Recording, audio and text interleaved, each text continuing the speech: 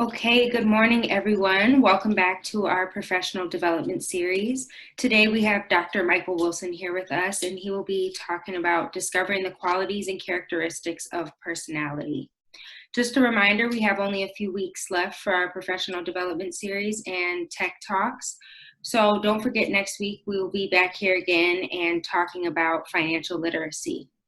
And without further ado, I will hand it over to Dr. Michael Wilson for his presentation. Thank you, Lindsay, and welcome everybody. What I'd like to do today is highlight the importance of understanding who you are and as it's reflected in your personality and strategies you can use to become more effective in a professional environment. As in the past, I'm going to use some PowerPoints to get us organized and then ask you guys some questions. So, here's our opening slide here, and from this, I would like to really just highlight the idea of this activity is something I hope you guys can follow along with, and as you follow along, you think about how this applies to you. Okay, what we're going to try and cover is some basic understanding of what your true colors might be. By true colors, colors reflect different personalities in this presentation, and understanding who you are can go a long way in helping you perform well. We're also going to talk about ways to brighten your colors, and then a practical application, a case that we can look at, and then we'll just wrap this up. Okay, so what we're looking at here is the idea that there's different color schemes, okay? And as you go through these color schemes, what I'd like you to think about is which one of these color schemes best fits your personality. So we can talk about gold attributes or blue attributes, and you may recognize some of these characteristics of these types of personalities as being real central to who you are. At the same time, you may recognize that you guys are, maybe multicolored. There's different color schemes that you share some characteristics of, but there's usually a predominant color scheme when you think of yourself. Gold attributes include the idea that you're a person who likes to be prepared, that you love to plan, that you're detail-oriented, more conservative in nature. While a blue attribute, you may see the world as an optimist. You may consider yourself to be passionate, cause-oriented, those types of characteristics. And of the four characteristics, these two account for a significant amount of folks out there. There's a couple more. There's an orange attribute that I think some people would describe them best as being informal, being a risk taker, energetic, being creative. These types of characteristics, I'm sure you guys can think of people that you know that fit into these characteristics, if not yourself. And then the green attributes, the intellectual side of people, the people who always ask why. A person who's a very much an idea person, who's philosophical. These people have a tendency to be perfectionist, can never know enough. They need to understand all the information before they make decisions. So as we go back and forth between these characteristics, one of the things I'd like to think about, or have you think about, is which one of these characteristics best represent who you think you are. Lindsay, do any of these color characteristics resonate for you? I would say out of all of them, probably the gold. Okay. Do you see you have attributes in other areas as well? The next slide, I think green a little bit. Mm-hmm. Right. Okay, good. Well, this is the idea, and there's a number of professional studies. You can get a Myers-Briggs study You can do other personality studies, but this is a pretty significant and well-known skill set that people spend a significant amount of time trying to understand more, that people use a significant amount of time to try and understand more about their own selves. And we're going to see why we think this is worthwhile for you to know and understand. So again, just so you guys can see this one more time, the gold attributes, prepared, detail-oriented, the blue attributes, passionate, cause-oriented, spiritual, orange attributes, informal, impulsive, and the green attributes of the idea of being philosophical and intellectual. This is important to know, and I think when we think about these skills, it's important to think about these in terms of the way that others may see us, right? So while we're being playful or informal, or while we are well prepared as a gold personality, others may see us as rigid, controlling, stubborn. I could have used a little spell check here. Opinionated, whereas gold may see itself as I'm stable, I'm dependable, I'm firm or efficient. It's important to understand that how you present yourself to the world may not be the same way that the world sees you. Okay, so let's just start with that. All of these characteristics we may identify with, some of them may resonate with us pretty well, but it's important to recognize not everybody is going to see us the way that we're presenting ourselves. What about blue? Do you guys know of people who you think are overly emotional, naive, perhaps too trusting? That's a characteristic that blue people may be presenting to others when they think of themselves as warm, romantic, or compassionate, or spiritual. Important consideration there. Here, when we think about an orange personality,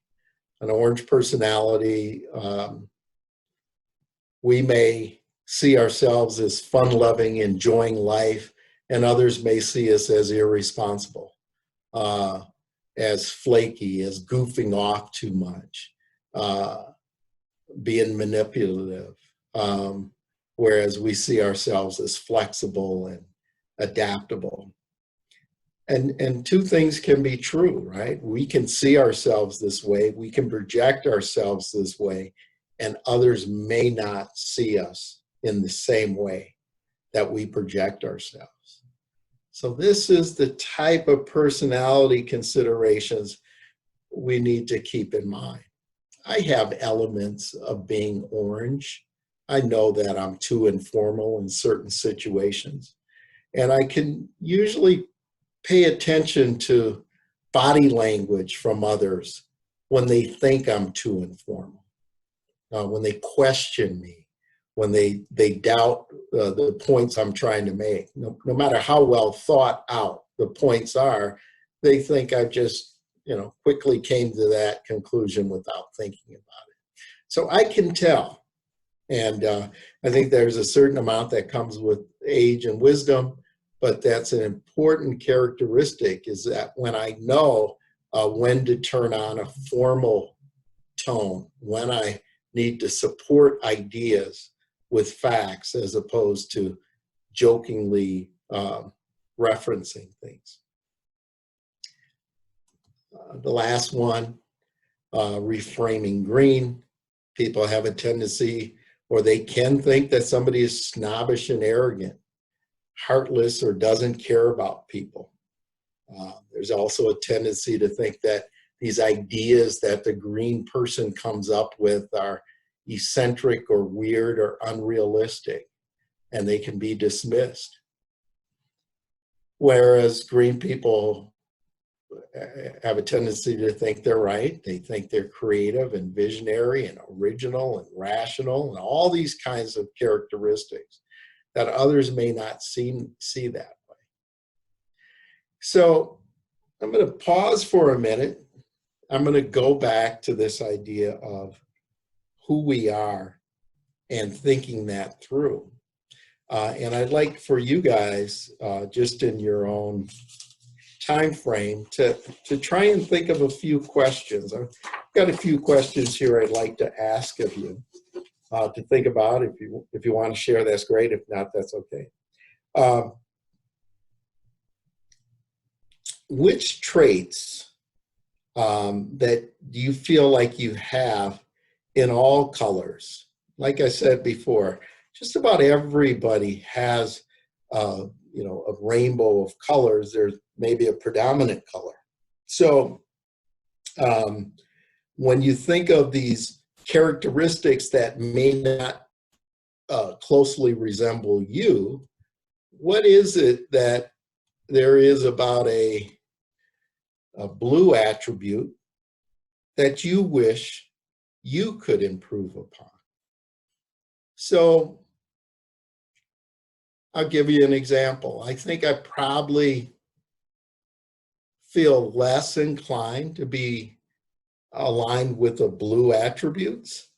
Not that I do feel I am an optimist for the most part in certain situations. I think anytime you're self-employed, you have to have a certain amount of optimism that you can secure a contract, those types of things. But I'm not sure I would describe myself as really passionate. And I also don't feel the need to stand out. I don't really feel a need to be recognized. Is that a strength? Well, you can present it that way, but maybe it's not always a strength, right? And so is there some things that I can think about that I can do to really show passion on certain topics? I have a tendency to think, oh, well, if that doesn't work, we'll try something else. But maybe somebody's looking for me to demonstrate that I really want something, right? How important this is to me, how it aligns with my long-term goals, and it's a perfect logical fit for what I'd like to do. So I need to play in that area, even though I may not be as passionate about it as somebody else. Does that make sense? Recognizing that you have some skills, some personality characteristics that don't really perfectly align with all these areas, but let's think about that for a minute and think about these areas that are least likely to me and how that I can work on those areas to improve others' perceptions of me. That makes sense? So I'd like you guys to think about those other color schemes, those that don't fit you as well, to think about how you may think about other color schemes that aren't such a great fit. As you go through that, if you recognize yourself as clearly a color, if you clearly are a playful and informal person, and then you see yourself as not being like a green attribute at all. The idea of, maybe thinking a little bit more before you speak is not a bad idea. I wouldn't want to stifle anybody's joy. That's not the goal here. But one of the things that we do want to be recognized, and we want to be taken seriously when we want to be serious, right? And so the idea of having some fact-based information to support your position. Comedians do it all the time. Their comedy doesn't come from anywhere. It comes from the idea that there's some information out there that they clearly understand, that they can present in an informal way and use humor to get their point across. Okay, so that's the idea of trying to see yourself through these color schemes and see what your strengths are and what you may want to think about working on. So I'm going to go forward and take a practical application and give you guys a minute to read that. I think you'll read it quicker than I'll read it out loud. So.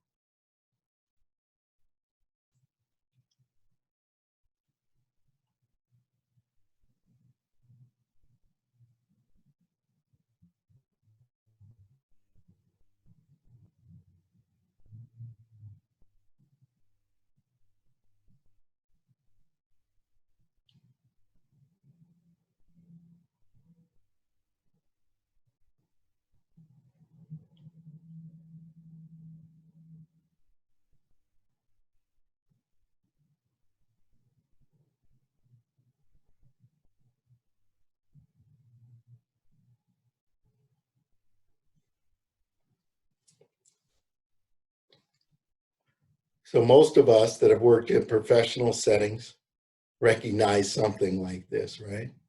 It may not be you, but you know somebody who is questioned. You know somebody who may not be taken as seriously and is doubted. It's only natural. You know, we can't control our boss. We can't control our boss's perceptions. So important characteristic of this personality trait, the thinking of these personalities is to think, okay, what can I do to change this perception? If you're aware enough to recognize that this is how you're being managed, then that's a huge step. Some people, I think, just go on through their professional careers not really recognizing some of these characteristics and some of these behaviors that managers may be displaying towards them. And, you know, as a person of color, let's be honest, it's not, you know, nobody should be surprised if this comes up in their careers. I remember when I first started working in public accounting, and they were, for the first time, reaching out to kids of color to bring them into the firm. There was a gal I graduated with, and I still really admire her presentation as we were getting into the world of healthcare and understanding some of the ramifications. This is in the 80s. And they asked her to make a training presentation. People questioned her. They were coming at her directly. And she knew her stuff, and she stood her ground. Never get one of my favorite comments she made is after she made a point, she asked the question, do I stand corrected? To which nobody could say that she was wrong. So she acknowledged it, and she did it in a pretty effective way, right? So that's the kind of response and this Socratic method of asking questions is a pretty effective method. I don't have to sit here and argue with you about my point or really try and really drive the point home. I can give you the information, I can pause, I can ask you a question, right? And when you think about that as a strategy, that can be a really effective way because you can state the obvious and then have somebody who may be coming at you respond. All right, okay, let me know. And still, it was one of the best presentations that I recall when somebody was coming at them. Now, this isn't all negative. It doesn't have to be negative. It just could be a function of your personality. It's your personality that you're informal, and somebody may ask you to validate your statements. It kind of may go hand in hand, and there doesn't have to be a racial element to it. It may just be the fact that you're an informal person that's driving this. Or it may be that, you know, you're a know-it-all. You seem to think that you know it all, and people are trying to make it a point of saying that there's maybe another view out there. So it doesn't have to be a racially charged I guess, activity or example. There could be a number of things, and what we're talking about here is it's your individual personality and how others may see that. So here's what my takeaway from something like this is. We have what's called an M method, and an M method basically says, in our responses, we're going to try and cover all the bases, right? So we're going to use some gold attributes, right? We're going to try and understand the actual facts. We're going to try and understand if there's a common sense suggestion. We're going to think about the cost and the benefits. That's an important orientation to always think of. Usually decisions aren't all good and all bad. There are benefits that outweigh the cost is what we're looking for in making the decision, and acknowledging that as a cost-benefit relationship. Yes, if we charge customers more, we're going to lose some customers. Is that cost beneficial is an example of that mindset. So that approach to presenting your ideas is worthwhile. That's when we're using that gold color scheme, being well prepared and planning for things. We also want to bring up elements of the orange scheme here. It's always important and worthwhile to try and read between the lines. What's really going on here? And that is an important element because many times that is an unspoken issue that is the elephant in the room, but it doesn't get talked about. And it's important to highlight that to understand, wait a minute, let's state the obvious. Let's make sure that we do understand the issues at hand.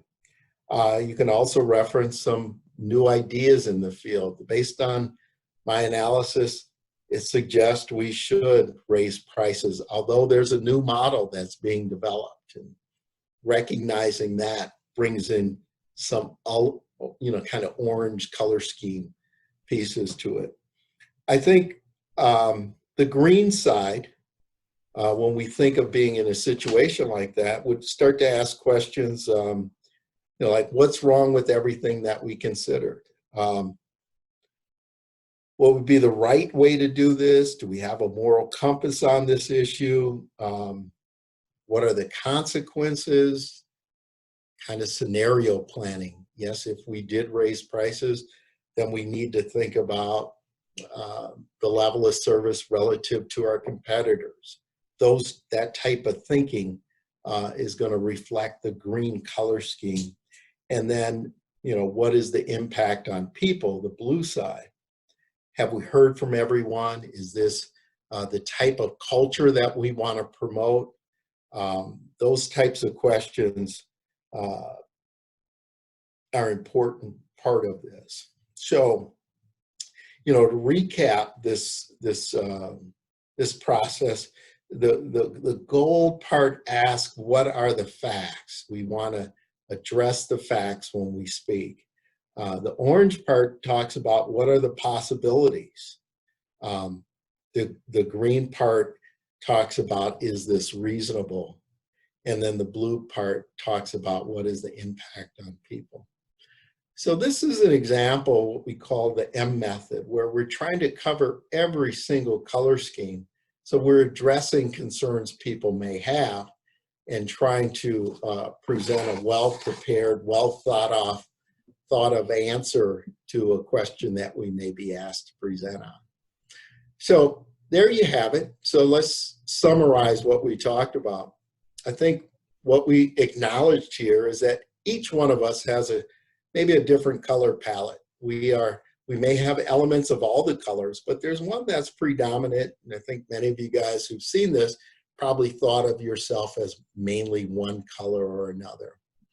It's also important that the way you see yourself that's reflected in those colors may not be the way that others see you. And that's a very important consideration. When you think of yourself as intellectual, or you think of yourself as fact-based, others may look at you as a Mr. Know-it-all or snobbish. And that's an important, I think, social skill for you guys to develop over time. Just the idea of understanding reactions to your image that you're presenting.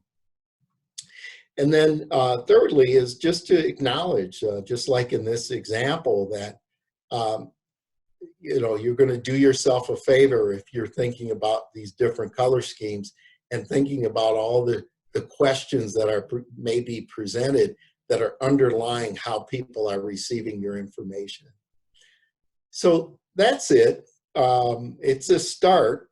Again, there's more work that could be done on this. The most famous work is known as Myers-Briggs.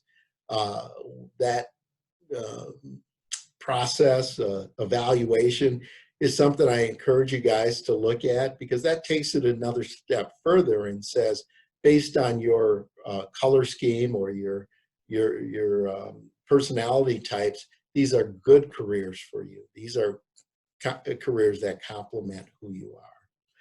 This is just a beginning, introductory piece to help you think about yourself a little bit more. And we'll consider this a professional development exercise, something that could be expanded upon. This is what I consider to be the buffet of our activities. We're going to introduce you to some nourishment. There's an opportunity to take this even further if you like to. And of course, you can reach out to the Minnesota STEM Partnership if you want to follow up with more. So with that, I'm going to stop sharing, and I'm just going to wrap this up, and we'll go from there.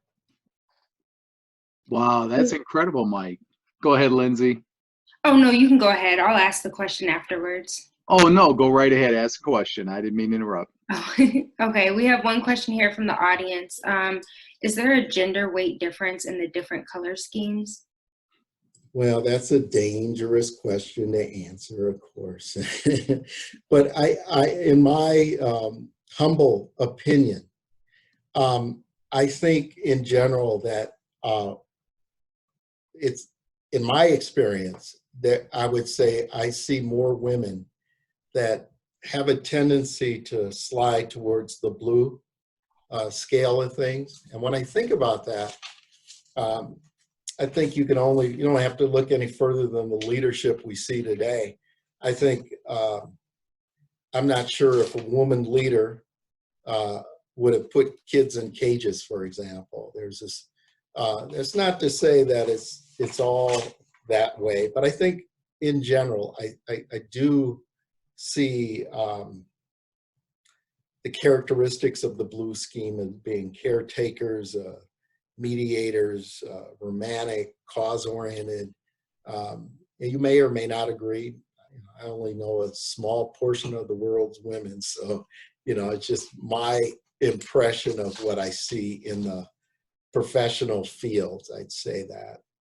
I think the danger that many men face is that I think between especially the green attributes, they have been rewarded, I'd say, somewhere between the green and the gold, because both of them have a tendency to come across as much more professional. And that's not always the case, but in some organizations, after a while, they establish these formal structures and cultural behaviors that are associated with, doing things this way, same as last year. And I think there's a tendency, sometimes for men to fall into those camps.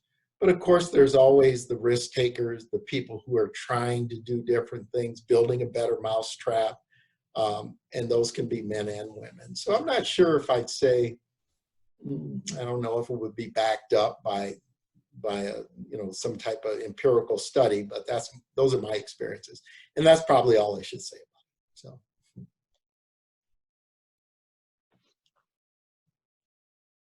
All right. Any other questions, Lindsay, coming from the audience? That was it on the questions from the audience. All right. Fantastic. Well, thank you, Dr. Wilson. In closing, do you have any final remarks or anything you want to share with the the high school students or collegiates and also the adults that have joined us to watch this, and as well as the replay that we'll post it under youtube.powerupitmn.com. We appreciate this. And when you brought up your example, I remember having managed staff and also being, in that particular situation where you're so hectic, chaotic, you're doing good work, but you show up late, you grabbed a piece of paper to take notes, you are able to, appear to be scattered, but you're very effective.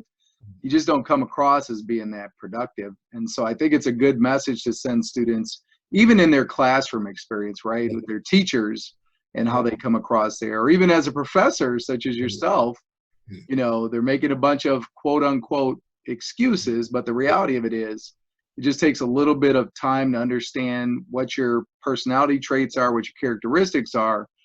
And then as you did, in our previous sessions is, learn to articulate those with the elevator spiel or communicate them in a certain way.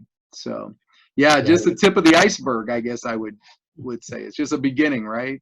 That's exactly right, Mike. There's two things that come to mind for me here. One is that I specifically remember being a young person, probably 18, 19 years old, when somebody pulled me aside and said to me, Mike, you're presenting an image that you think is this, but it's not really being received that way. So it made me a little bit more aware, right? It made me say, I didn't go through a Myers-Briggs, but I understood what they were saying. You're being casual in situations where people are not with you on your informal conversation. So that was I have to say, I'm grateful for somebody to pull me aside to say that. And I think you guys should all listen to certain cues. If you're reading people, if you're understanding their body language, you can pay attention to how people are reacting to what you say, and maybe you want to adjust it, maybe you don't, right? There's no right way, but to be aware, I think, does make a lot of sense. So yeah, I'll leave it at that. Yeah. Okay. Well, definitely thank you for your time, everyone. Thank you, Lindsay, for being a wonderful host for today's session. And of course, Dr. Wilson, thank you as always. Lindsay, thank you for sharing with us. We'll do financial literacy next week, which is a must for everybody. And then as you indicated, our final session on the 26th with an incredible discussion on the impact of technology in the future based on a COVID environment. So again, on behalf of everyone here at PowerUp IT, thank you all and have a wonderful day. See you, everyone. Bye.